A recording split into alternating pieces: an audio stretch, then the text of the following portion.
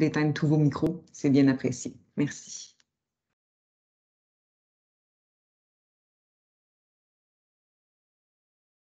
Donc, Camroute, ce que je disais, c'est on est un comité sectoriel. Il y en existe 29 au Québec. Des comités sectoriels, on est rattaché par le ministère du Travail. Puis, notre mission, c'est vraiment de accompagner la main-d'œuvre de nos secteurs d'activité respectifs. Pour notre part, c'est le transport routier. Donc, ce qu'on fait, c'est qu'on vient réaliser des analyses et des études pour un peu comprendre c'est quoi le portrait de l'industrie, comme celle-ci aujourd'hui qu'on vient vous présenter.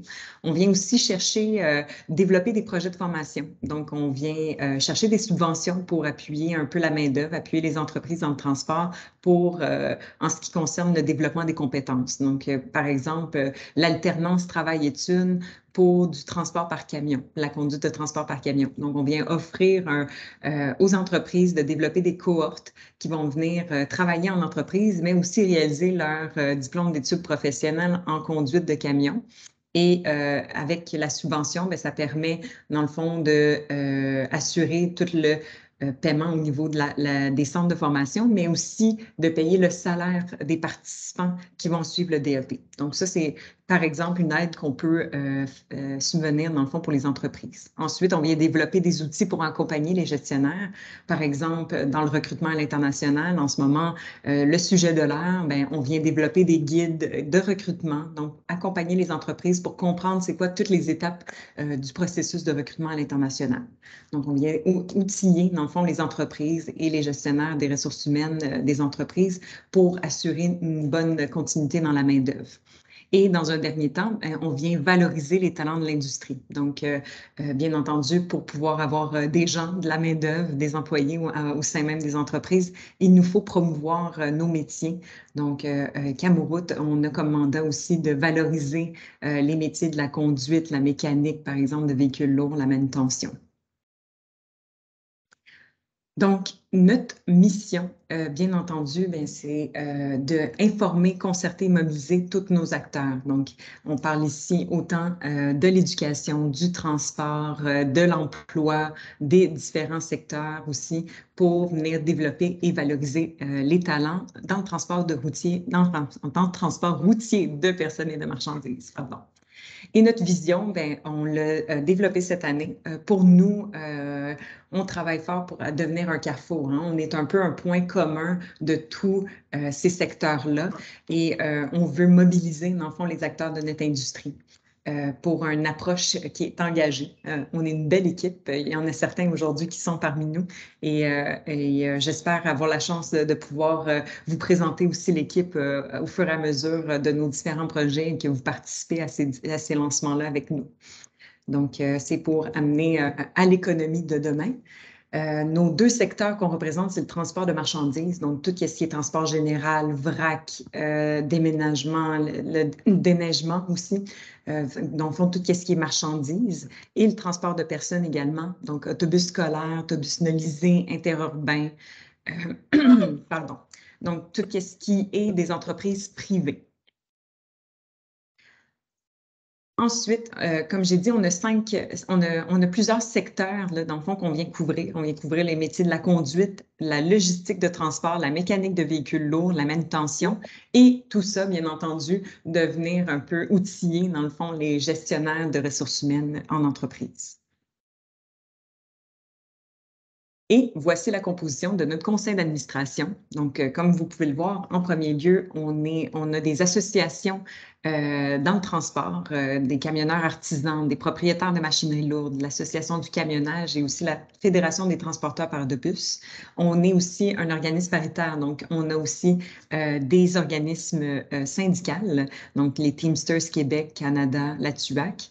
On vient avoir aussi des observateurs au sein de notre conseil d'administration qui est via prévention au niveau de la SST, la santé sécurité au travail, et aussi, bien entendu, les ministères, donc l'éducation, le marché du travail, la Société d'assurance automobile et aussi au niveau du ministère des Transports, autant de marchandises et de personnes. Donc, en gros, c'est ce qui fait un peu une présentation de Camoroute. N'hésitez pas à communiquer avec nous si vous voulez plus de détails sur nos différents projets. Mais aujourd'hui, bien entendu, on va venir vous présenter, dans le fond, l'analyse d'impact des nouvelles technologies dans les professions du transport routier de marchandises dans la grande région métropolitaine de Montréal. Je ne le répéterai pas 2 fois selon ce nom-là. Bien entendu, c'est un projet qui a été subventionné par le Conseil emploi métropole. Donc, c'est une réalisation qui nous a permis d'avoir une subvention pour réaliser ce diagnostic-là. Les origines de la demande. Bien entendu, on a vu plusieurs problématiques dans la région métropolitaine de Montréal. En premier lieu, il y a eu le processus qui est quand même accéléré au niveau des changements technologiques. On le voit, là, on parle d'électrification, mais on parle aussi des autres outils technologiques qui ont été mis en place. Par exemple, le DCE, qui est le dispositif de consignation électronique, il arrive imminemment. C'est ce qui va permettre, dans le jargon un peu du transport, c'est le logbook électronique. Il y a quand même cette notion-là qui existe déjà pour plusieurs entreprises, mais dans d'autres types de transports, bien entendu, c'est nouveau. Puis comment on va venir gérer ça et implanter ça dans les entreprises. Il y a aussi la transition vers les véhicules lourds électriques. Au niveau des camions, on en parle, on fait des tests déjà, mais ça arrive et il faut s'y pencher aussi. Il y a aussi la transformation des activités du transport et des échanges d'informations dans la chaîne logistique d'approvisionnement. Et bien entendu, la méconnaissance des retombées et des impacts de changements technologiques pour les entreprises de la main-d'œuvre. Donc, on a ciblé 3 métiers à ce niveau-là. Les conducteurs, conductrices de camions, les répartiteurs et répartitrices dans la logistique de transport et les horaires de trajet et d'équipage. Selon nous, c'est ce qui a sorti, dans le fond, avant de faire cette étude-là pour venir voir, mettre en lumière un peu, ça va être quoi l'impact au niveau de ces 3 métiers-là. Et de comprendre aussi un petit peu c'est quoi l'impact qu'on va avoir au niveau de tous les acteurs. Mais on voit qu'il y a une certaine méconnaissance là-dessus. Donc, on voulait mettre en lumière aussi ce niveau-là et aussi d'implantation, bien entendu, de ces nouvelles technologies-là pour les petites entreprises. Donc, je ne l'ai pas mentionné tantôt, mais on couvre Camoroute auprès de 10 000 entreprises dans le transport routier. Dans ces 10 000 entreprises-là, 80 sont des petites entreprises. Donc, il faut s'y pencher, il faut voir comment on peut les accompagner. Et cette étude-là permet, entre autres, de mettre en lumière aussi cet accompagnement-là. Donc, je vais maintenant passer la parole à ma collègue Lydia Massimiliani, qui est coordonnatrice à la formation, pour vous expliquer un petit peu le but de ce projet par la suite. Merci Chloé. De fait, nous le savons tous, le développement et l'implantation de la technologie favorisent une plus grande efficacité des activités de transport de marchandises, une meilleure compétitivité des entreprises ainsi qu'une amélioration du bilan en matière de sécurité routière par la réduction des déplacements inutiles et une assistance aux conducteurs dans la planification de trajets sécuritaires. L'une des missions de Camoroute, comme Chloé vient de le dire, est d'effectuer de la recherche afin de proposer des solutions adaptées aux besoins du secteur. Le but de cette étude est d'évaluer l'ampleur des impacts des changements technologiques et numériques et de proposer des recommandations afin de soutenir les travailleurs et les entreprises en camionnage dans l'appropriation de ces nouvelles technologies pour les 3 métiers ciblés cités précédemment par Chloé. Comme indiqué à l'écran, l'étude permet entre autres de disposer d'un portrait à jour du secteur du transport routier dans la RMR de Montréal, d'identifier les outils technologiques et numériques d'importance actuelle et à venir pour le transport routier, d'établir aussi un diagnostic de la transformation de la gestion des opérations de transport, parce que ces outils technologiques vont également impacter les opérations de transport assez grandement, et l'organisation du travail. Et finalement, de brosser un portrait de la main-d'œuvre afin de présenter les moyens qui vont faciliter l'implantation de ces nouvelles technologies. Naturellement, afin d'atteindre ces objectifs, Camoroute s'est entouré de partenaires et d'experts. Je vous présente donc l'Association du camionnage du Québec, la Sécu, qui a participé au projet avec Cargoem, le Cégep André Laurando, le Centre de formation du transport routier de Saint-Jérôme également. Nous avons invité le Centre interuniversitaire de recherche sur les réseaux d'entreprises, la logistique et le transport, plus communément appelé le CIRECT, et naturellement, ce projet n'aurait pas été possible sans la contribution financière et le soutien du Conseil Emploi Métropole. Le mandat, par contre, de réaliser l'analyse a été confié au groupe DDM et nous le remercions pour leur beau travail. D'ailleurs, c'est maintenant que je cède la parole à Monsieur Raphaël Riedman du groupe DDM qui va vous présenter la méthodologie et les principaux faits saillants de l'étude. Merci, Lydia. Donc, je prendrai d'abord le temps de remercier de Camoroute de nous avoir confié ce mandat qui était fort intéressant, mais surtout essentiel afin de documenter les transformations que connaît le secteur du transport routier de marchandises. Dans les dernières années, on ne cesse d'entendre parler des transformations du marché du travail qui vont apporter les nouvelles technologies, les tâches qui vont changer, mais surtout aussi les nouveaux besoins en compétences qui vont émerger pour pouvoir intégrer ces dites technologies dans les fonctions de travail des employés qui sont en poste. Donc, disposer d'une étude qui mesure le niveau d'intégration de ces technologies-là, qui permet de mesurer l'intérêt des entreprises envers les nouvelles technologies, puis quelles technologies ils pensent intégrer dans leur flot de travail, aussi mesurer selon eux les nouveaux besoins en compétences et en formation que ça va leur amener. C'est vraiment nécessaire pour orienter les actions pertinentes à soutenir l'industrie.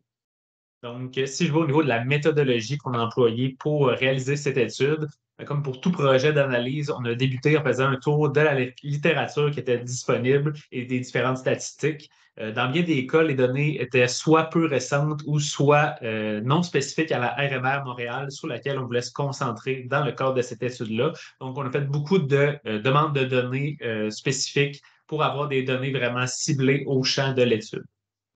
Par la suite, on a fait des entrevues de fond avec des propriétaires d'entreprises, des personnes aux ressources humaines, des coordonnateurs SST, des personnes en charge des technologies lorsqu'il y en avait dans les entreprises. Le but, c'était de répertorier toutes les technologies actuellement utilisées, leur niveau d'implantation, les challenges que les entreprises ont rencontrés en lien avec leur implantation, l'intérêt pour des nouvelles technologies que les propriétaires ou les gens SST ou ORH disaient avoir, la formation dont ils pensent avoir besoin pour outiller leurs employés, bref, l'ensemble de ces éléments-là.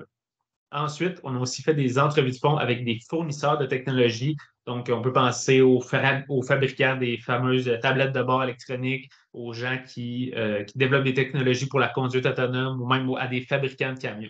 L'objectif, c'était de recenser les technologies en développement, connaître leur offre de formation à eux qui accompagne le produit qu'ils offrent, connaître les difficultés d'intégration que les nouvelles technologies ont selon eux. Donc, est-ce que quand ils essaient d'implanter leurs nouvelles technologies ou de les vendre, est-ce qu'ils se frappent surtout à un refus à cause des coûts, à cause du niveau de compétence de la main-d'œuvre qui n'est pas présent pour que ce soit un terreau fertile pour implanter cette technologie-là? Est-ce que c'est simplement un manque d'intérêt des entreprises? Donc, on a fait des entrevues avec eux pour documenter tout ça. Par la suite, on a fait une enquête en ligne je suis encore dans la métaux, mais c'est pas grave. Par la suite, on a fait une enquête en ligne auprès des entreprises qui effectuent du transport dans la RMR de Montréal. Cette enquête-là a permis d'atteindre 103 entreprises. Cela nous a permis de quantifier beaucoup de données qui étaient initialement qualitatives avec les entrevues. Donc, par exemple, on a créé des listes de technologies à partir de ce qu'on avait récolté dans les entrevues. Puis, auprès de 103 entreprises, on a quantifié le niveau d'intégration de ces technologies-là pour un plus grand bassin d'entreprises, le niveau d'intérêt de ces technologies-là, puis aussi les principaux freins en termes que ce soit de compétences ou de coûts que ces technologies-là présentaient pour les entreprises. Finalement, ce n'est pas indiqué dans la métaux, mais on a aussi réalisé, suite à l'enquête en ligne, 2 entrevues en profondeur avec des gens qui offrent de la formation. Donc, on trouvait que cet aspect-là un peu plus prospectif de quels sont les besoins de formation à venir n'était pas encore assez présent dans l'étude. Donc, on a creusé davantage. Puis, dans le fond, c'était des personnes qui offrent du service aux entreprises en lien avec l'intégration des nouvelles technologies. Ça nous a permis d'avoir un portrait encore plus prospectif de quelles sont les nouvelles technologies, quelles sont les compétences manquantes actuellement sur le marché du travail, puis quels vont être les efforts à faire au niveau en développement de formation. Donc, j'irai avec les faits saillants maintenant. Donc, au niveau des faits saillants, au niveau du secteur du transport par camion dans son ensemble, donc pour ceux qui sont familiers avec le système de classification des industries de l'Amérique du Nord, communément appelé le CIAN 484. Donc, au niveau du PIB provincial généré par le transport par camion, on parle de 4,3 milliards de dollars. sur les 9 dernières années, soit de 2010 à 2019, la période pour laquelle les données étaient disponibles au moment de l'étude, on a connu une augmentation de 39 du PIB. La première année de COVID a été difficile. On a eu une chute de 11 soit pour l'année 2020. Mais maintenant qu'au moment de l'étude, les données n'étaient pas disponibles, mais maintenant pour 2021, elles le sont. On peut voir que cette chute-là s'est entièrement rattrapée, puis qu'on est retourné dans une zone de croissance pour le PIB généré par le transport par camion. Au niveau de la rémunération du secteur, toutes professions confondues, donc on parle de 1 049 par semaine. Entre 2010 et 2021, cette rémunération globale-là dans l'industrie a augmenté de 37 Lorsqu'on compare à la rémunération globale toute industrie confondue, celle-ci aussi a augmenté de 37 Donc, le secteur du transport routier ne prend pas de retard en termes de rémunération globale, mais ne fait pas de gain non plus. Il se maintient dans le temps. Selon les dernières données officielles, il y aurait 49 354 emplois dans l'industrie du transport par camion. Comme vous allez le remarquer, ça va peut-être contraster avec des données qu'on va présenter un peu plus tard lorsqu'on parle qu'il y a 60 000 conducteurs de camions de transport dans la province. Cela s'explique par le fait que les conducteurs de camions ne sont pas nécessairement dans l'industrie du transport de marchandises. Il y en a beaucoup, par exemple, qui travaillent dans l'industrie du commerce de gros, de la construction, dans les municipalités directement. On estime que c'est environ un conducteur de camion sur 3 qui travaille dans l'industrie du transport par camion. Parmi les emplois en transport, on en a environ 60 qui sont situés dans la RMR Montréal, donc dans la zone à l'étude. Tout secteur confondu, dans la région de Montréal, on parle environ de 29 600 conducteurs de camions qui sont présents et 4 300 répartiteurs.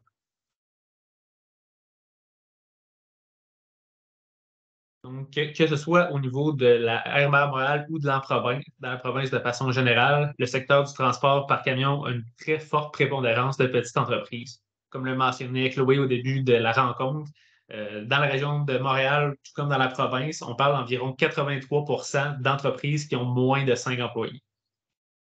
Lorsqu'on regarde la figure, on peut voir l'évolution du nombre d'entreprises en transport par camion de marchandises diverses, de marchandises spéciales avec ou sans employés. Quand on parle d'entreprises sans employés, on parle des travailleurs autonomes ou plus communément appelés des brokers dans l'industrie du transport par camion. Précisons aussi que le découpage à l'industrie, soit marchandises diverses et marchandises spéciales, les analyses sont souvent découpées selon ces deux sous-secteurs d'activité-là. Lorsqu'on parle de marchandises diverses, on parle de cargaison palettisée classique. Puis lorsqu'on parle de marchandises spéciales, on pense entre autres à tout ce qui se transporte par camion-citerne ou encore toutes les matières dangereuses qui peuvent être transportées. Donc, lorsqu'on regarde la figure, on voit que le secteur du transport par camion de marchandises diverses, le nombre d'entreprises a augmenté de 32 entre décembre 2015 et décembre 2021. Celui des entreprises sans employés, donc les travailleurs autonomes, a eu une croissance de 11 donc une croissance un peu moins. Pour ce qui est du secteur de transport de marchandises spéciales, le nombre d'entreprises avec employés a augmenté de 12 sur la même période. Puis celui sans employés a chuté d'environ 8 sur cette période-là. Ça explique que, entre autres, par le fait que le transport de marchandises spéciales vient avec souvent plus de réglementations, plus de lois et plus de critères à atteindre pour pouvoir transporter ces marchandises-là. Par exemple, si on passe au transport de matières dangereuses, il y a beaucoup de critères à atteindre pour pouvoir faire ce type de transport-là. On peut projeter que le transport de marchandises diverses va continuer de croître dans le temps, puisque c'est avec ce type de transport-là qu'on reçoit tous nos colis Amazon qui ne cessent de croître depuis la pandémie. Si je vais au niveau des faits saillants qui concernent l'ARMR de Montréal, donc, d'abord, il faut savoir que 99,6 des entreprises sont des petites entreprises. Donc, on parle d'entreprises de moins de 99 employés. Puis, comme mentionné plus tôt, c'est 83 même qui ont moins de 5 employés. Pour donner un ordre de grandeur, plus en termes absolus, on parle environ de 20 entreprises qui ont plus de 100 employés dans toute la RMR Montréal. Le reste de ça, l'ensemble des autres entreprises ont moins de 100 employés. Cette prédominance-là de petites entreprises, ça complexifie les projets de formation, les projets d'intégration des nouvelles technologies, puisqu'on sait que quand on a 5 employés et moins, on est plus souvent limité aux opérations pures et dures. On se met moins à réfléchir aux besoins de formation et à l'intégration des nouvelles technologies. Lorsqu'on regarde au niveau du volume de marchandises transportées, c'est 54 du volume provincial de marchandises transportées qui transigent à l'intérieur de la RMR Montréal.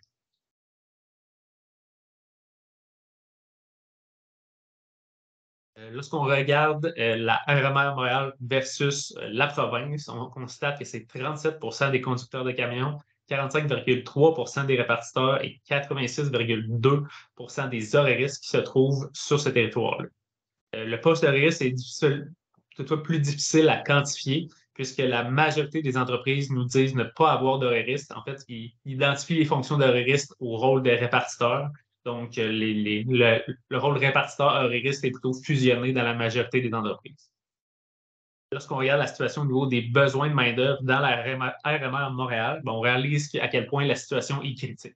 Les données présentées au tableau dans le bas de la diapositive, quand on les regarde, on constate que de 2015 à 2021, le nombre de postes vacants de conducteurs de camions est passé de 385 à 908 en Montérégie, puis de 262 à 928 à Montréal. C'est-à-dire que c'est les deux régions dans l'ensemble de la province où est-ce qu'on a le plus de postes vacants de conducteurs de camions.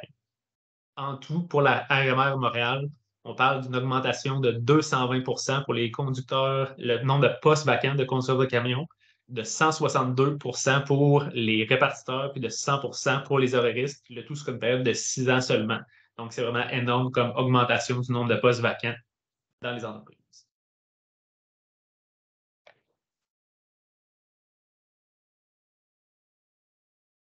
Donc, au niveau des enjeux et tendances, sans surprise, les difficultés de recrutement et de rétention sont plus intenses pour les postes de conducteurs de camions de longue distance, puisque la conciliation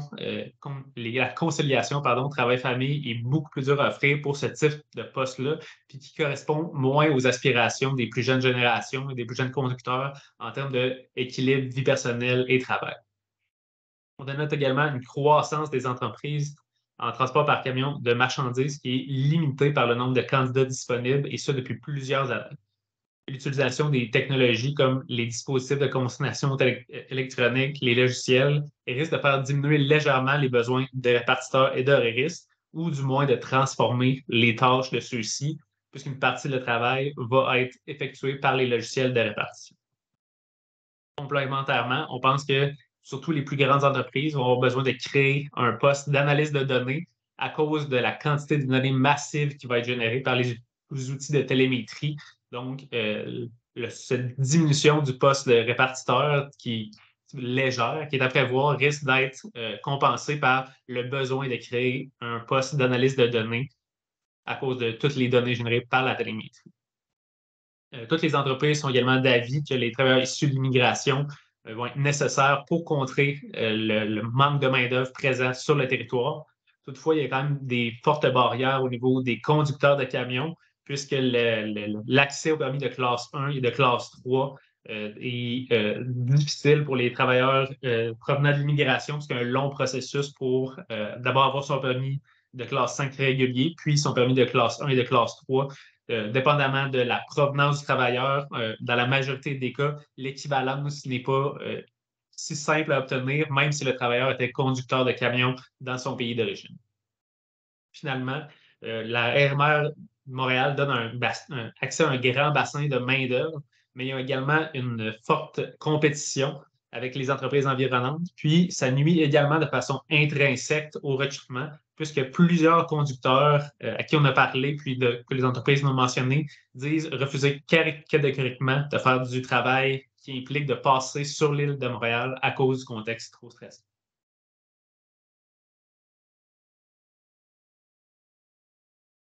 Dans le cadre de cette étude-là, on a fait des fiches techniques qui représentent les 3 métiers à l'étude. Donc, on va vous les présenter, puis ils sont également dans les documents. Donc, au niveau de la fiche technique pour les conducteurs de camions de transport, sans surprise, c'est une profession à forte prédominance masculine, donc plus de 90% d'hommes, peu importe la province dans laquelle on se trouve ou la région dans laquelle on se trouve. L'âge moyen des conducteurs est maintenant de 50 ans, ce qui nous place avec un fort bassin de conducteurs qui approchent la retraite. Par contre, il y a un côté positif à ça. Les conducteurs en fin de carrière sont souvent plus intéressés à faire du transport de longue distance, soit les postes de transport qui sont les plus difficiles à combler pour les entreprises. Ça s'explique parce que ceux-ci ont souvent moins de contraintes familiales, donc moins de présence d'enfants en bas âge, et sont souvent plus enclins à accepter des trajets durant plusieurs jours sans retour à la maison. Au niveau des salaires des conducteurs, on constate qu'il est surprenamment bas, soit 47 697 par année en 2020. C'était la dernière année pour laquelle la donnée était disponible. Il faut prendre en compte qu'il existe une forme de rémunération multiple dans le transport par camion qui fait que c'est difficile de quantifier des données salariales.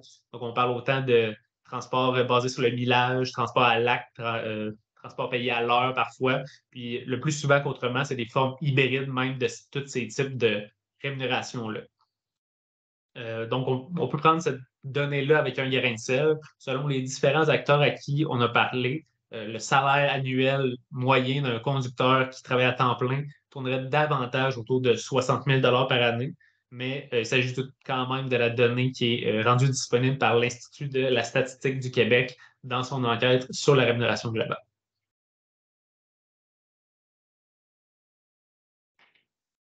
Donc, les fiches nous présentent aussi des données sur la formation, les compétences, la scolarité. Donc, ce que ça nous apprend à ce niveau-ci, c'est que sans surprise, la scolarité idéale pour occuper un poste de conducteur de transport par camion aux yeux des employeurs, c'est le DEP en transport par camion, pour lequel il exprime un fort niveau de satisfaction, autant pour les étudiants qui proviennent du CFTA que du CFTC. Selon les données les plus récentes, c'est environ 55 des gens qui pratiquent la profession qui détiennent le DEP.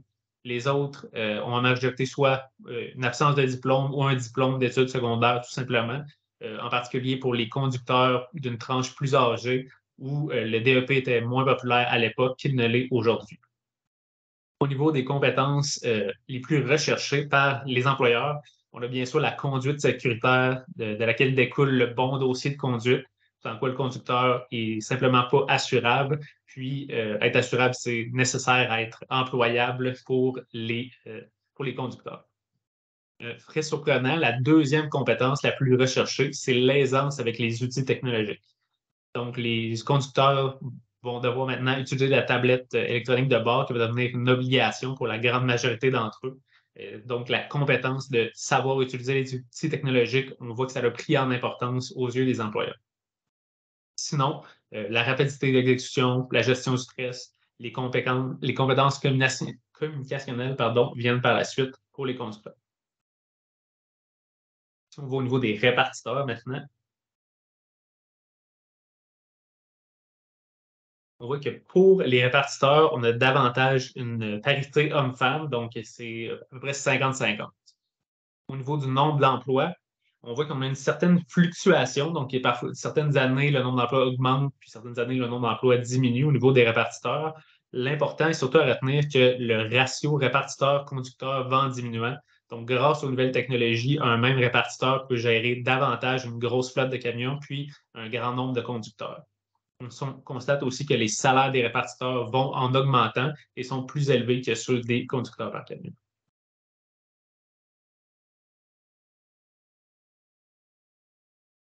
Au niveau de la scolarité maintenant, on voit qu'aux yeux des employeurs, le DEP sera à nouveau la formation idéale, bien que la formation qualifiante pour un poste de répartiteur, c'est en fait à l'heure actuelle l'AEC ou le DEC en logistique de transport.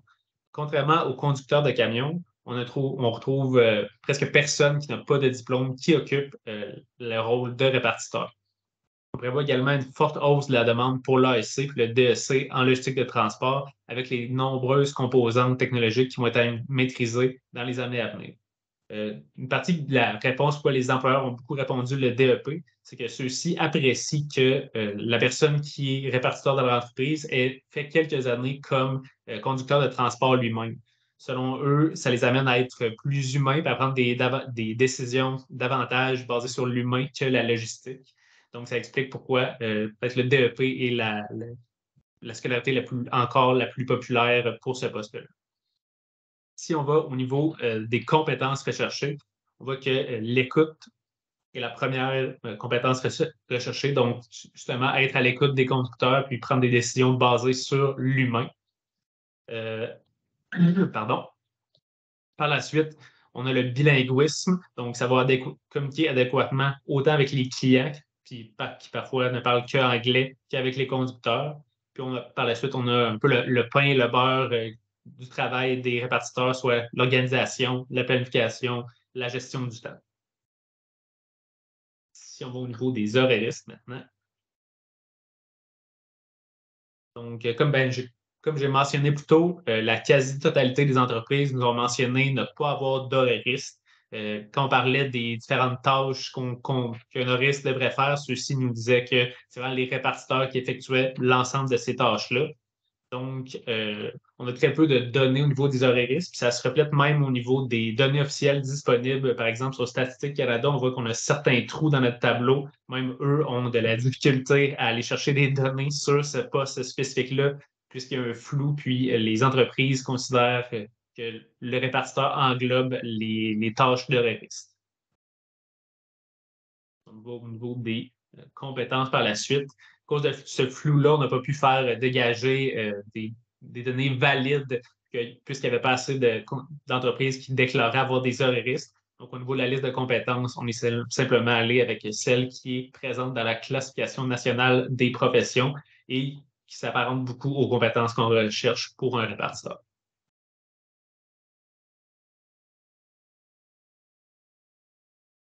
Donc, si on va au niveau des enjeux répertoriés spécifiques à la RMR de Montréal, il faut d'abord considérer que 11,22 % des véhicules sur la route dans la RMR de Montréal sont des camions de transport. Lorsqu'on regarde les principaux enjeux spécifiques à la RMR de Montréal aux yeux des employeurs, sans surprise, le premier mentionné, c'est les chantiers de construction. Bien que pour certains, c'est une opportunité d'affaires d'aller livrer des matériaux de construction. Pour la majorité, c'est plutôt un enjeu qui leur coûte très cher. Ça amène autant des retards de livraison que des erreurs ou des accrochages de la part des conducteurs, ce qui peut coûter très cher et avoir des conséquences graves.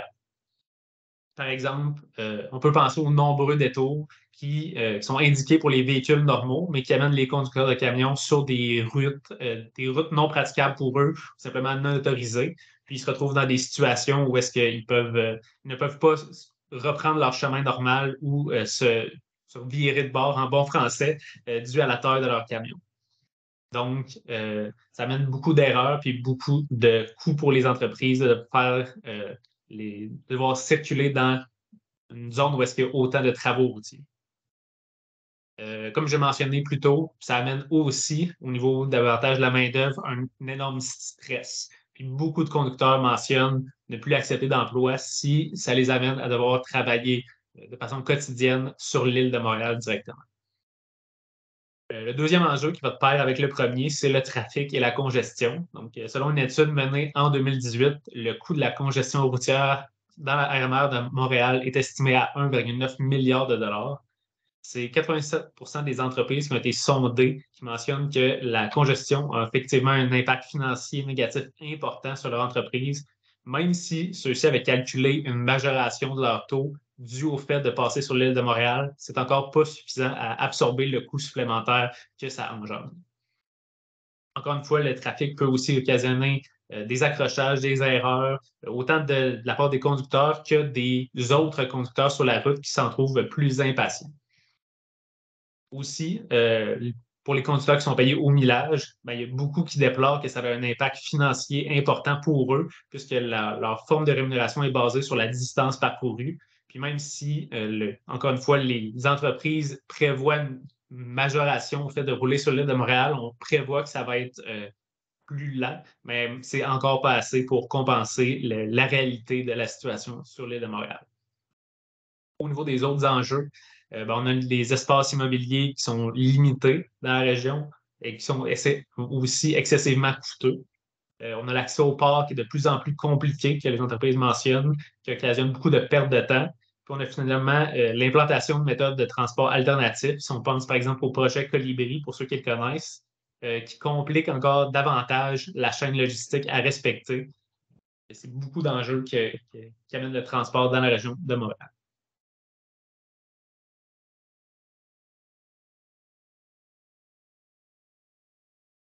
Donc, petit récapitulatif peut-être des points positifs et négatifs du transport dans la région de Montréal. Donc, on a un plus grand bassin de clients potentiels, puis à cause de la concentration des entreprises puis des points de livraison, on est à proximité de nos clients et de nos points de livraison. On est aussi à proximité d'autres types de transports intermodal, si on pense au gaz, si on pense au port, puis des aéroports également. Puis, on a détecté que la main-d'œuvre est plus compétente dans l'utilisation des nouvelles technologies dans la RMR de Montréal. Au niveau des points négatifs, on a, comme on vient de mentionner, la congestion sur les routes, les nombreux chantiers de construction, l'état des infrastructures routières de façon générale, puis la difficulté à recruter de la main-d'œuvre qui veut travailler dans un contexte de transport sur l'île de Montréal.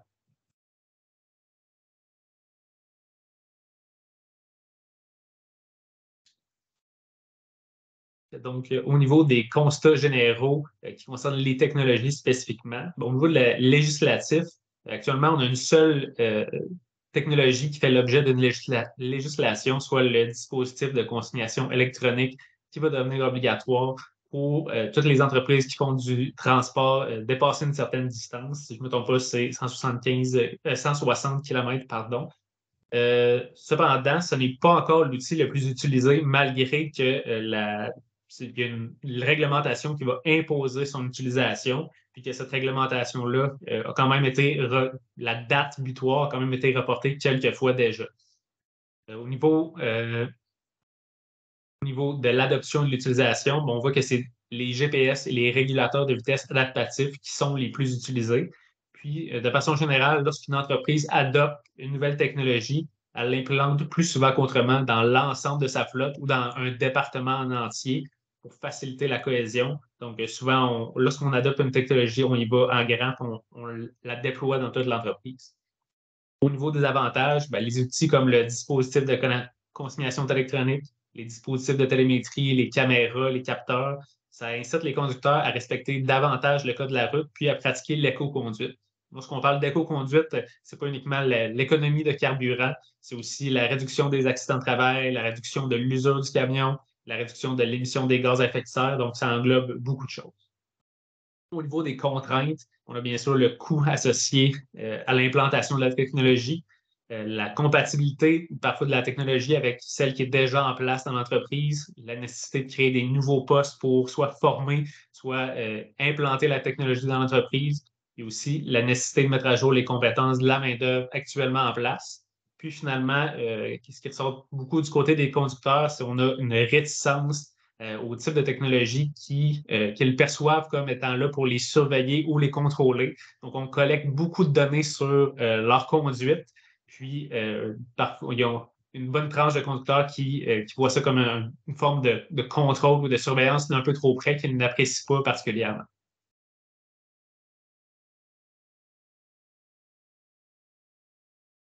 Au niveau des caractéristiques de la gestion des opérations de transport, de l'organisation du travail et des fonctions de travail.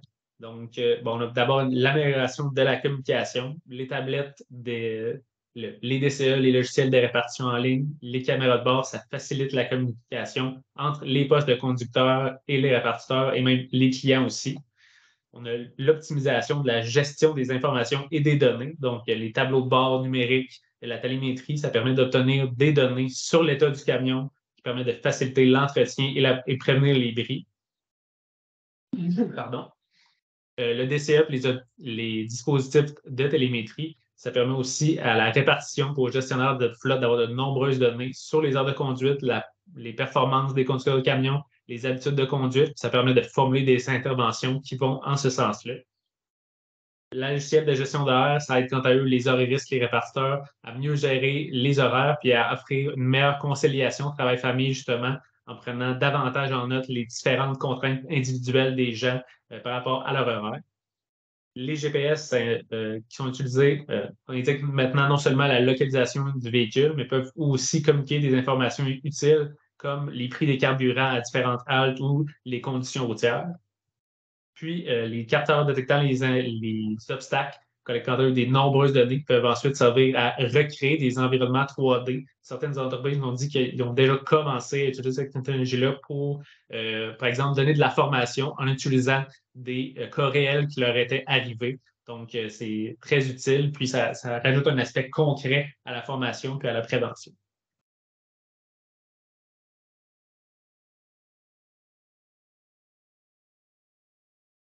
Au niveau des habiletés numériques, donc les besoins d'actualisation, de développement des compétences, les répartiteurs et répartitrices devront davantage apprendre à utiliser les données provenant de la télémétrie, puis ils pourront être appuyés, même, comme on a mentionné plus tôt, par une analyse de données pour les entreprises qui feront le pas de l'avant puis qui iront vers la création d'un poste qui sert spécifiquement à l'analyse des données collectées.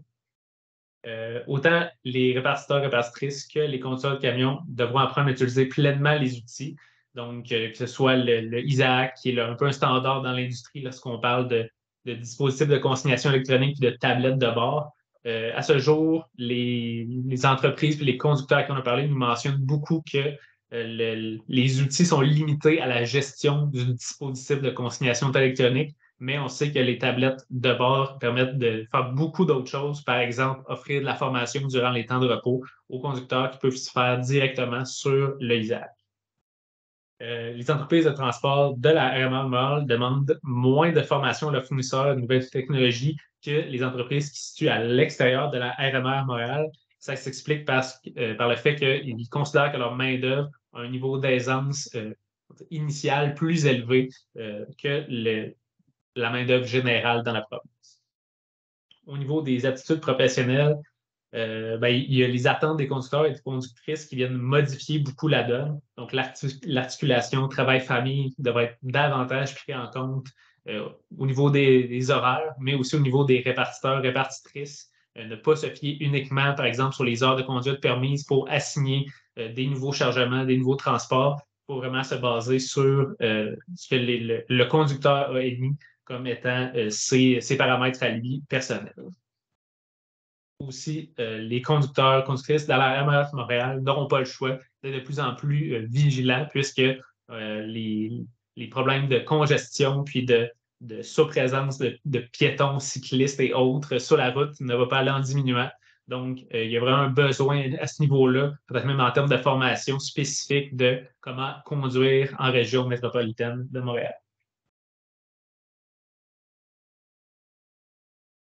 Dans le cadre de l'étude, pour les 12 outils principaux de technologie, un peu comme pour les fiches de profession, on a créé 12 fiches de technologie qui présentent autant leur application, les possibilités, le degré d'implantation.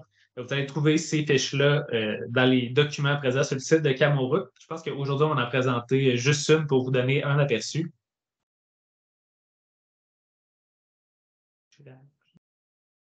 Donc, oui, le fameux dispositif de consignation électronique. Bien sûr, les fiches offrent une description de l'outil, donc l'application dans les activités de transport, à quoi ça sert cet outil-là. Chaque fiche montre également le degré d'implantation de l'outil. Donc, on voit que pour le DCE, surprenamment, c'est uniquement 45% des entreprises sondées qui disent l'utiliser actuellement. Pour les fiches montrent aussi les bénéfices autant pour l'entreprise, la main-d'œuvre que les bénéfices généraux de l'utilisation de cet outil-là.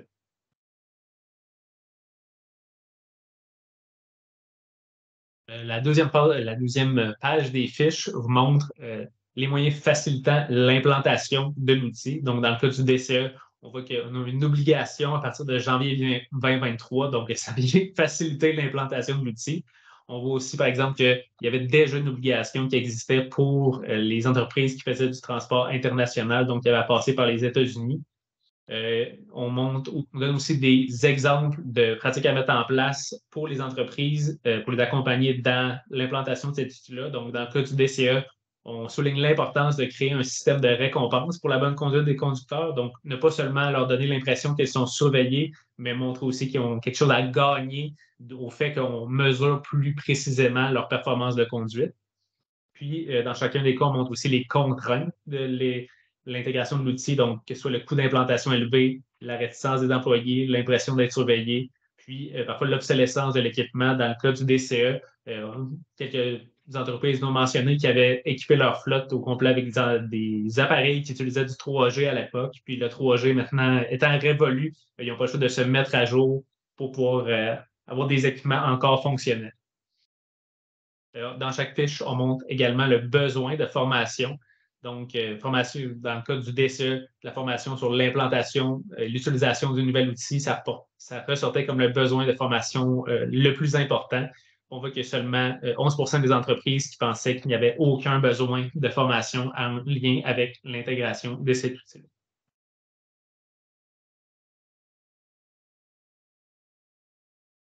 Également, on a fait quelques fiches qui regroupaient les technologies en développement.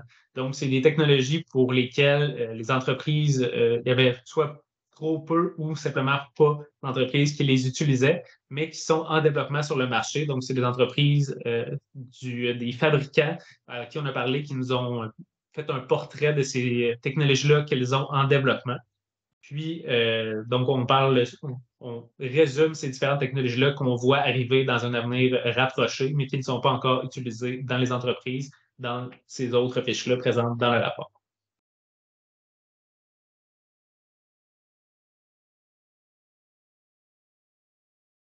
L'utilisation de métadonnées, les chaînes de blocs, l'augmentation de l'autonomie des véhicules, ce type de choses-là pour les technologies en développement. Je vais redonner maintenant la parole à Lydia qui va faire la synthèse des enjeux. Merci beaucoup, Raphaël. Effectivement, nous allons maintenant parler de la synthèse des enjeux révélés par l'étude. Alors, le premier enjeu, comme on a déjà abordé précédemment, est la méconnaissance du virage technologique des professions du transport routier au sein du secteur. Ensuite, nous avons également identifié le manque ou l'absence de compétences aux fins d'utilisation adéquate des outils technologiques, notamment chez les travailleurs proches de la retraite. Les répondants ont également souligné comme enjeu le manque ou le peu de considération du contexte personnel des conducteurs et conductrices de camions dans la prise de décision des répartiteurs. L'absence de postes au sein des entreprises qui pourraient gérer et traiter l'ensemble de données provenant des outils télémétriques est également à considérer. Bien évidemment, la pénurie de main-d'œuvre affecte également le milieu de la formation qui rend compte de la difficulté à recruter des formateurs qualifiés pour enseigner les nouvelles technologies. De plus, face à la vitesse de développement et au nombre élevé des technologies et d'applications, les centres de formation sont forcés d'en sélectionner certaines qu'ils maîtrisent et qu'ils enseigneront. La crainte des conducteurs de camions envers l'utilisation de nouveaux outils qui monitorent leur comportement routier a également été mentionnée à plusieurs reprises. Un autre élément à considérer est le contexte anxiogène lié au transport routier de la RMR de Montréal, notamment dû à la présence accrue du trafic cycliste et autres travaux de construction. Finalement, l'attitude réfractaire de la majorité des entreprises envers l'adoption des nouvelles technologies, malgré les bénéfices qu'elles apportent à long terme, est aussi un enjeu important. Et cette attitude s'explique principalement par le dernier enjeu, et non des moindres, c'est-à-dire le coût élevé des nouvelles technologies. Afin de répondre à ces différents enjeux, plusieurs recommandations ont été proposées, et ce, autant pour les entreprises que pour les acteurs de l'industrie. En ce qui concerne le poste de conducteur de camion, afin de faciliter l'acceptation d'un nouvel outil permettant de surveiller ou de mesurer les performances d'un conducteur, il est conseillé d'implanter un système de récompense associé à son utilisation. Par exemple, en leur offrant une carte cadeau, en procédant à un tirage parmi les conducteurs les plus performants ou encore en donnant une prime proportionnelle à un certain rendement. Comme le DCE assure un suivi précis des heures de conduite, il serait plus facile pour les entreprises d'offrir une rémunération à l'heure. Effectivement, la rémunération horaire permet d'éliminer les problèmes de temps d'attente non rémunérés, qui est un grand irritant pour de nombreux conducteurs. Cela contribuera in fine à rendre plus attrayante la profession. De plus, adopter l'éco-conduite est une pratique que toutes les entreprises devraient privilégier afin d'encourager une conduite plus efficace sur le plan énergétique et sécuritaire. Des formations continues concernant l'éco-conduite seraient à développer et à promouvoir. Ces thématiques pourraient également être intégrées dans le programme de formation de base, le DEP transport par camion.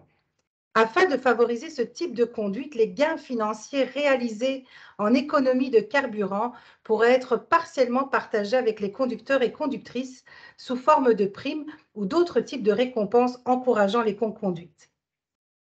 Pour le poste de répartiteur, une formation d'appoint en gestion des ressources humaines axée sur les mesures à prioriser pour offrir une meilleure articulation famille-travail serait pertinente pour qu'il soit plus apte à prendre des décisions basées sur l'humain d'abord et sur les données financières ou télémétriques ensuite.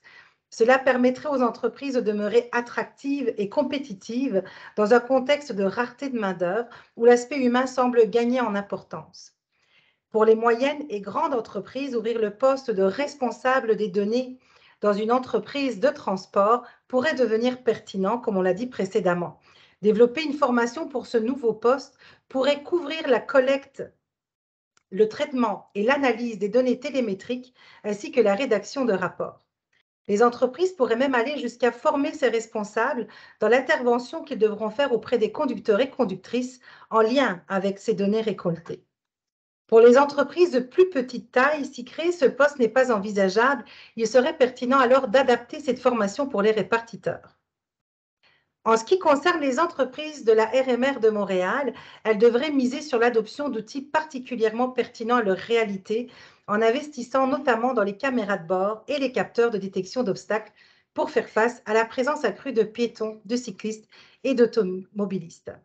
Pour l'entreprise qui souhaite développer ses services de transport de conteneurs avec le port de Montréal, puisque la région offre cette occasion d'affaires, des algorithmes d'intelligence artificielle seraient particulièrement utiles pour faciliter la logistique derrière ce type de transport.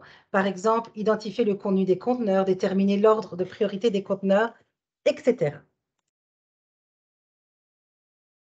Je vais à présent vous nommer les principales pistes de solutions retenues à communiquer donc aux acteurs clés du secteur, aux entreprises et aux institutions gouvernementales.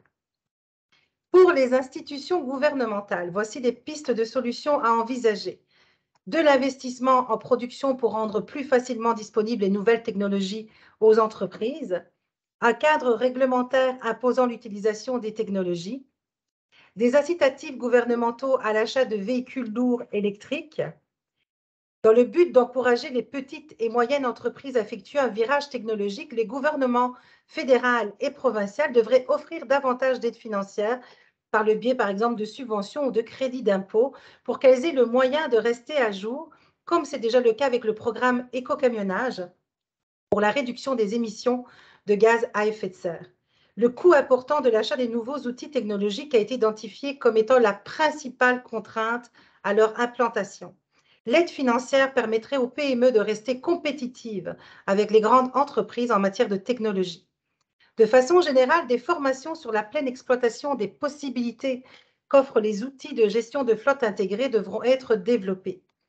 Puisque l'utilisation de certains outils s'impose comme des incontournables au Québec, la formation les concernant devrait également faire partie d'une offre publique et non révélée uniquement du fournisseur. En ce qui concerne les pistes de solutions envisagées pour les entreprises, évidemment, l'accompagnement et la formation des employés tout au long du processus d'intégration sont des pratiques à adopter.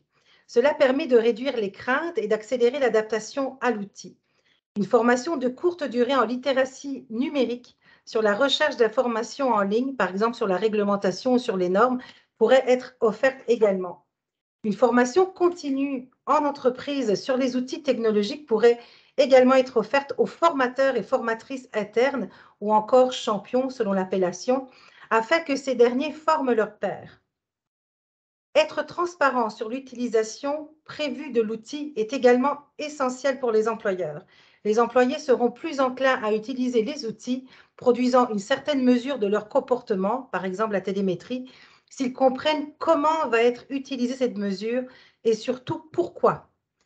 D'autres pratiques sont à adopter pour faciliter l'implantation des nouvelles technologies. Le développement de projets pilotes d'implantation, des cycles d'évaluation des besoins en technologie, une présence accrue de ressources humaines au sein de l'entreprise. Enfin, pour les entreprises en technologie, le recyclage des batteries de véhicules lourds électriques serait à prioriser afin d'inciter davantage d'entreprises du transport à adopter la propulsion électrique.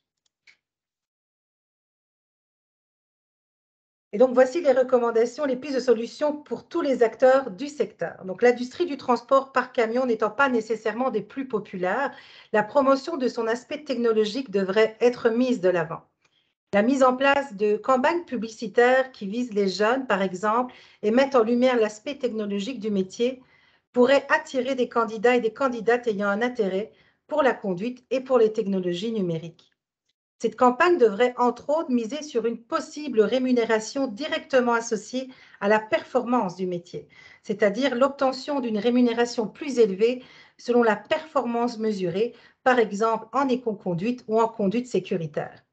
De manière complémentaire, un autre pan de la campagne publicitaire pourrait mettre en valeur l'amélioration de l'articulation famille-travail dans l'industrie du transport afin d'interpeller plus particulièrement la main-d'œuvre féminine ou monoparentale encore trop absente du milieu. Cela concluait la présentation des pistes de solutions. Pour information, vous pouvez consulter le rapport complet et les faits saillants de l'analyse sur notre site Internet. Nous vous invitons également à vous inscrire à notre infolettre si vous souhaitez rester informé, notamment sur les nouvelles technologies et le secteur du transport routier. Je cède à présent la parole à notre directrice générale, Madame Chloé Saint-Amand, qui vous présentera les suites au projet. Merci de m'avoir écouté. Merci, Lydia. Donc, effectivement, quand on met sur pied, dans le fond, une analyse comme ça, il y a des suites, bien entendu, qu'on veut mettre en place. Dans un premier temps, on veut faire la promotion d'une analyse comme ça. Je crois qu'on le voit, il y a des pistes, il y a des solutions qui sont très, très bien spécifiées là, dans l'analyse, puis qu'on veut faire un suivi. Premièrement, auprès de nos associations. On veut faire, donc je vous ai présenté au début, au niveau de notre conseil d'administration, on a plusieurs associations qui sont représentantes de leur secteur. Donc, on veut faire un suivi auprès des entreprises par rapport à ces faits saillants-là, à ces pistes de solutions et recommandations-là. On veut regarder aussi à faire la promotion des fiches métiers, des 4 métiers qu'on a ciblés, là, qui auront un impact au niveau des technologies. Puis, bien entendu, ben, on va aller chercher aussi à en faire la promotion au niveau des centres de formation pour voir comment on peut mettre sur pied, dans le fond, ces différentes formations-là. Ensuite, on vient voir nos partenariats externes. Donc, on a déjà des projets qui sont sur pied. On siège sur un projet qui s'appelle Flotte rechargeable. C'est réalisé par l'Institut du véhicule innovant. C'est un projet qui sensibilise les propriétaires puis les exploitants de véhicules lourds au niveau de la venue des camions qui sont 100% électriques sur le marché. Donc, c'est un projet pilote. L'Institut a mis sur pied le projet Flotte rechargeable. On siège là avec l'Association du camionnage, entre autres, et aussi les centres de formation en transport routier de Saint-Jérôme. Puis ça permet de voir c'est quoi le changement qui est radical au niveau des technologies, d'outiller de façon plus éclairée les entreprises, dans le fond, sur l'électrification de leur flotte, parce que ça s'en vient, c'est pas encore là, mais on voit déjà plusieurs prototypes, là, dans le fond, dans les entreprises à ce niveau-là. Ensuite, on a un autre projet avec un partenaire externe qui est Enviro Compétences. C'est un projet qui est en partenariat avec le comité sectoriel de l'environnement. Donc, notre pendant mais du transport routier, mais au niveau de l'environnement. Puis, on vient à développer un diagnostic des impacts de la transition verte sur la main-d'œuvre. Donc, encore une fois, ça permet de mettre les principales transformations de l'emploi au niveau de la transition verte. Et dans un dernier temps, on vient aussi collaborer avec les grappes industrielles, donc la grappe industrielle électrique, électronique. Dans le fond, on vient s'impliquer au niveau des fiches métiers là, pour faire la promotion des changements, entre autres les mécaniques de véhicules lourds routiers qui a vraiment un impact direct sur l'électrification. On vient bien entendu prioriser l'électrification des transports dans notre plan d'action. En ce moment, on travaille fort pour l'industrie du transport de personnes puisque au niveau du gouvernement, c'est lancé que les autobus soient 100% électriques d'ici 2023. Mais c'est ce qui nous permet aussi d'avoir un autre regard aussi pour le transport de marchandises, bien entendu, là, pour voir comment on peut venir en aide. Parce qu'on voit, c'est là, c'est imminent. Donc, il faut démarrer un peu les projets. Et les projets, bien entendu, on a des projets de formation. On veut venir à les poursuivre, mais surtout à les adapter en termes d'électrification. Donc, on parle ici de formation des formateurs en entreprise. Cette formation-là, on vient prendre, dans le fond, quelqu'un, un conducteur, par exemple, de camion en entreprise, puis on vient le former. Je vous demanderais, s'il vous plaît, je fais une petite pause juste pour éteindre votre micro, ce qui est très important pour ne pas déranger au niveau de la présentation. Merci. Donc, formation des formateurs en entreprise. On vient aussi avoir une réflexion au niveau des répartiteurs. On offrait des formations, mais on veut l'adapter, on veut l'offrir aussi en ligne.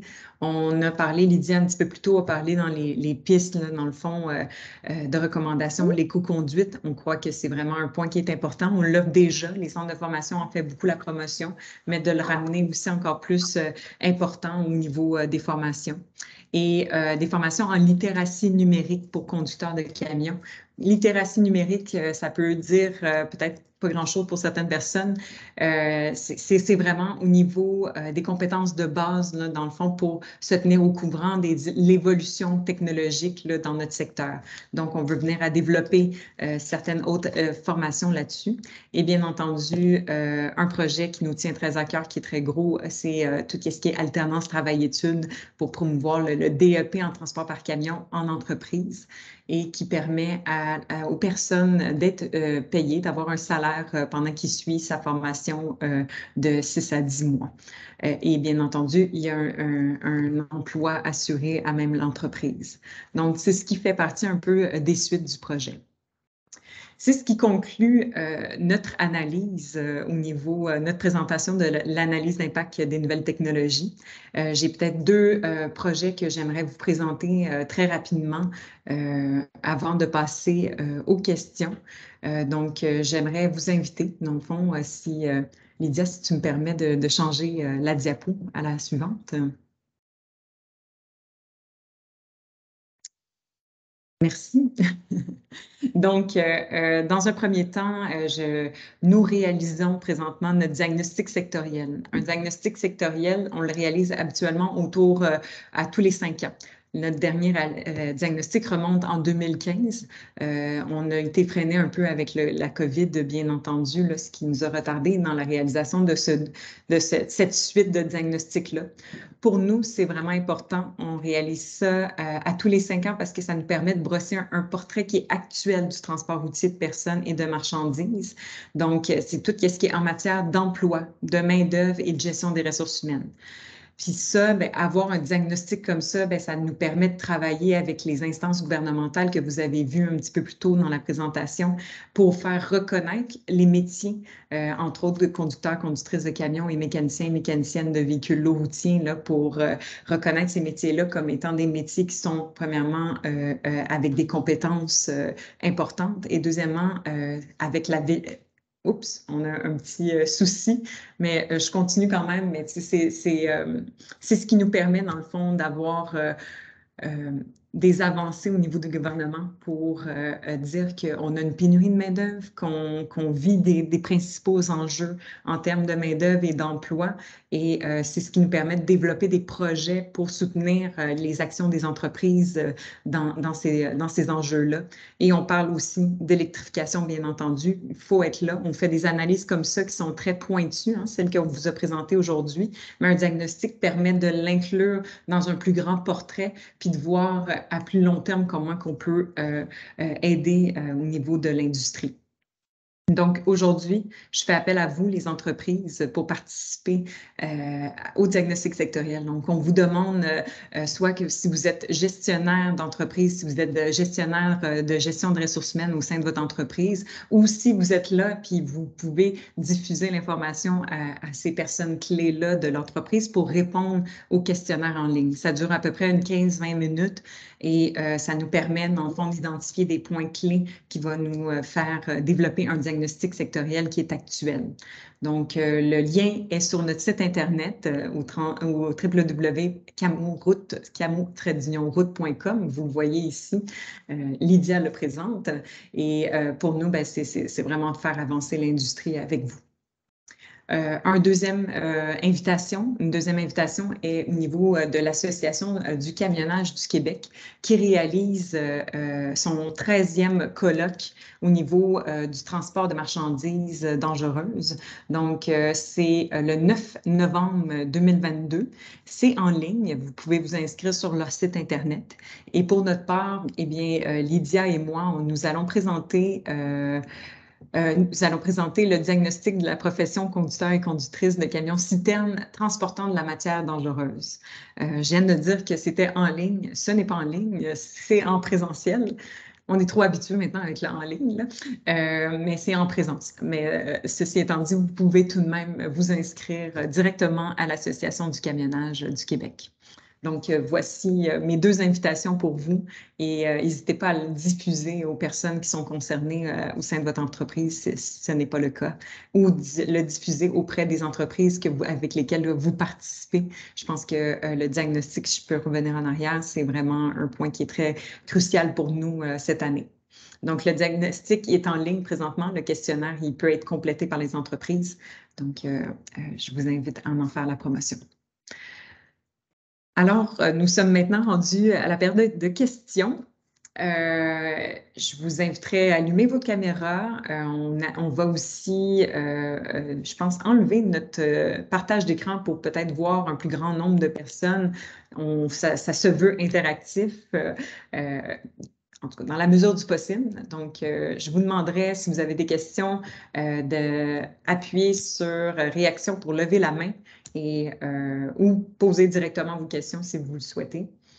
Puis, il y a Raphaël Willman de groupe DDM qui va être là, bien entendu, pour répondre aux questions, Lydia ou moi, ou toute autre personne qui peut répondre, tout dépendant des questions.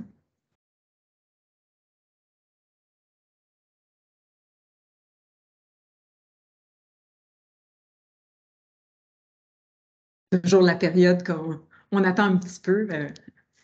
Je fais mon sourire Colgate. Ah, merveilleux, une question. Jean-Christophe. Ton sourire a fonctionné. Je pense je me demande comment...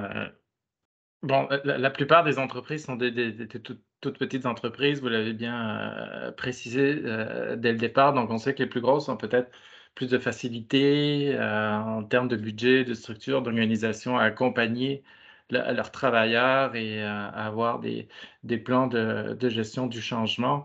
Est-ce que, pour les plus petites, est-ce que les fournisseurs de nouvelles technologies comme Isaac, mettons, pour ne citer que celui-là, est-ce que eux, ils ont des outils pour former ou accompagner les plus petites entreprises?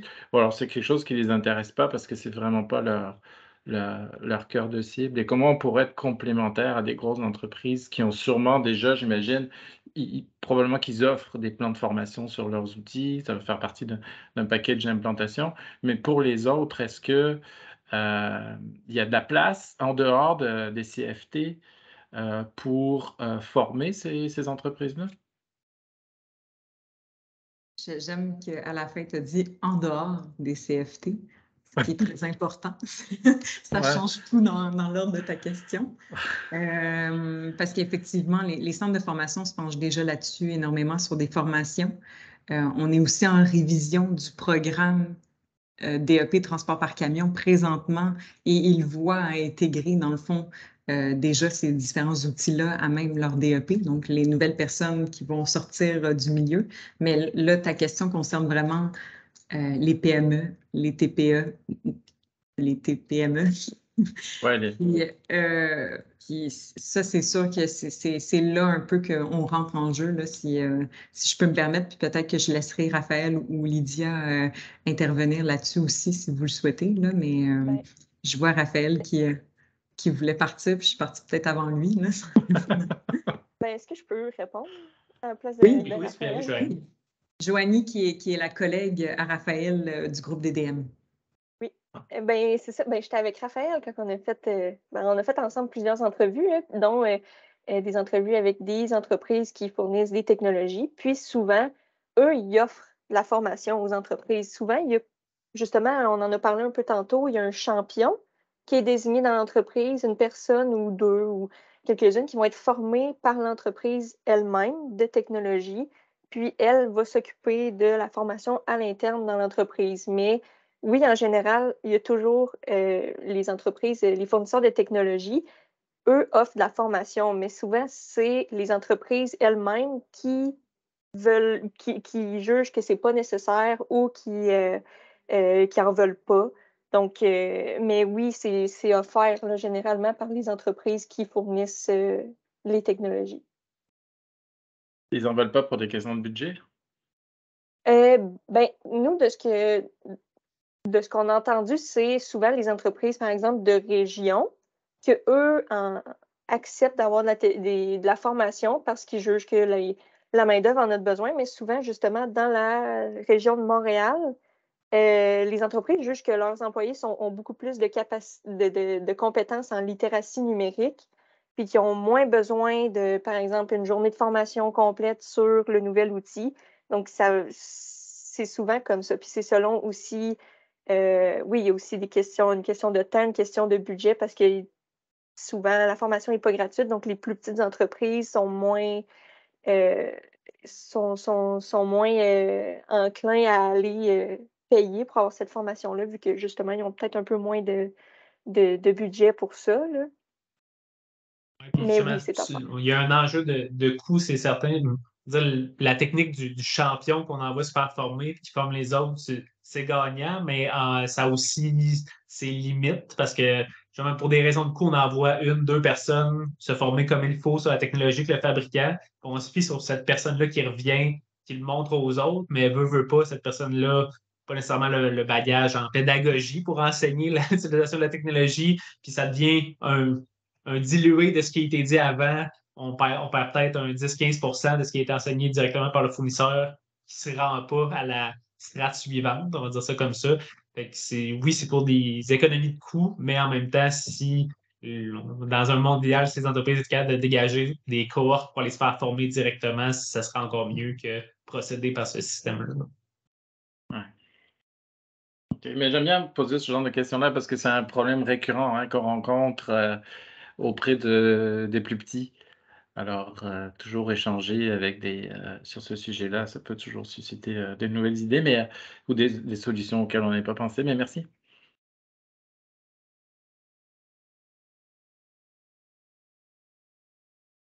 Merci Jean-Christophe d'avoir lancé le bal.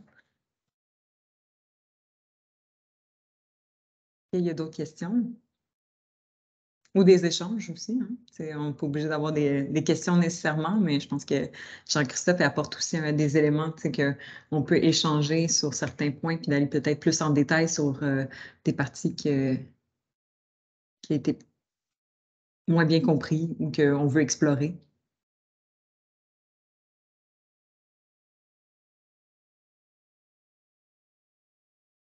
Je devrais toujours mettre une petite musique de fond dans ces moments-là. Donc, s'il n'y a pas d'autres questions, c'est ce que je mettrai fin, dans le fond, à cette présentation. Je vous remercie très sincèrement de votre présence. Je pense que c'est des analyses qui peuvent être très pointues, mais très importantes pour notre industrie pour la faire avancer. Donc, si vous avez des questions, n'hésitez pas à communiquer avec nous directement ou avec le groupe DDM. S'il y a des questions, on va pouvoir bien entendu leur faire suivre aussi. Puis, on vous souhaite un très bon dîner, très bon après-midi. Merci. À tous. Merci. Merci, bonne journée.